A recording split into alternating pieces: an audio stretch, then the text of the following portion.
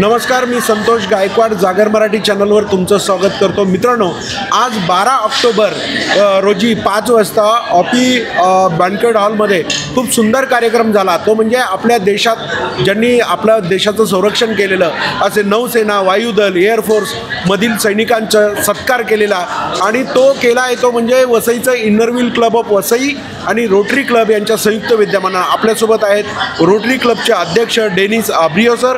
Sir, स्वागत आहे तुमचा। एवढा सुंदर कार्यक्रम तुम्हाला कसा सुचला? आमचं बऱ्याच वर्षापासून आमच्या मनात होतं की असं सोल्जर आर्मी लोकांचं कुठेतरी त्यांना आपण सत्कार करावा। त्यांनी जी काही कार्य करतात आपल्यासाठी, ते देशाच्या सीमेवरती राहतात आणि आपलं संरक्षण करतात, तर त्यांना कुठेतरी त्यांचा गौरव करावा असं आमचं बऱ्याच वर्षापासून आमच्या मनात होतं आणि ते आता आज आमचं ते स्वप्न साकार झालेलं आहे। सर, मी ऐकलं की नुकतंच आपण 81 लॅपटॉप गरीब मुलांना देत आहेत। खूप छान काम करत आहे रोटरी क्लब, ही आंतरराष्ट्रीय संस्था आहे। याविषयी काय सांगाल आणि भविष्यात तुमच्या काय योजना असतील? आता आम्ही अगोदरपासून कुठल्या तरी मुलांना वगैरे जे नीडी मुलं आहेत त्यांना आम्ही कम्प्युटर्स दिलेले आहेत, लॅपटॉप्स दिलेले आहेत।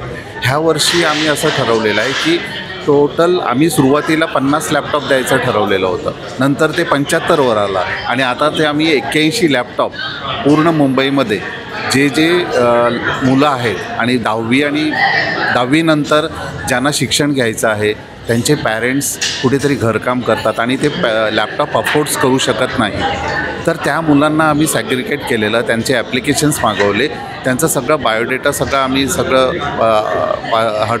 पातळलेलं आहे आणि त्यानंतर आम्ही ते लॅपटॉप्स त्यांना फ्री ऑफ कॉस्ट देणार आहोत। त्याच्यातले 17 लॅपटॉप आपण वसईतल्या मुलांना देणार आहोत।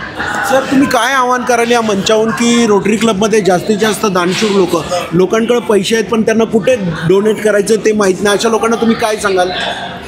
आता थोडक्यात म्हणजे हे लॅपटॉप देण्यासाठी सुद्धा आमच्याच क्लबमधले एक सदस्य आहेत आमचे, डॉक्टर PS राव म्हणून, त्यांचं सिम्सन फार्मा म्हणून कंपनी आहे आणि त्यांनी ह्या लॅपटॉपसाठी मदत दिली।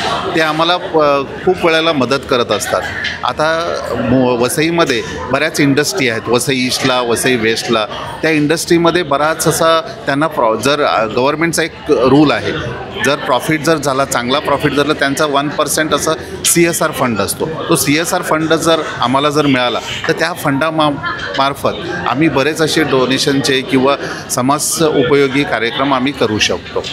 सर, आणखी कोणाला इतर सदस्यांना बोलायचं आहे? Sanjay sir,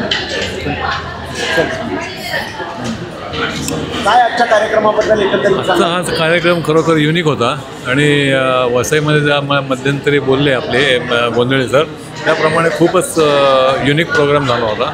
actually rotary club पण सगळ्या सामाजिक संस्थांमध्ये भरपूर भाग घेत असते आणि रोटरीचं कार्य आहे हे आत्तापर्यंत त्यांनी सगळे मोठमोठे प्रोजेक्ट्स भरपूर सादर केलेले आहेत। त्याच्यामध्ये अगदी टॉपपासून बॉटम ज्या सगळ्या लेअरमध्ये त्यांनी वेगवेगळ्या संस्थांना मदत केलेली आहे।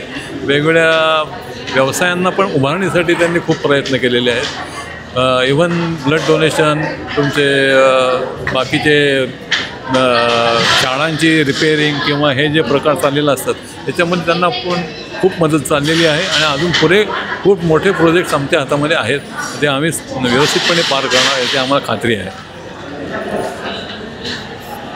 डेनिस सर, काय सांगाल आणखी थोडक्यात?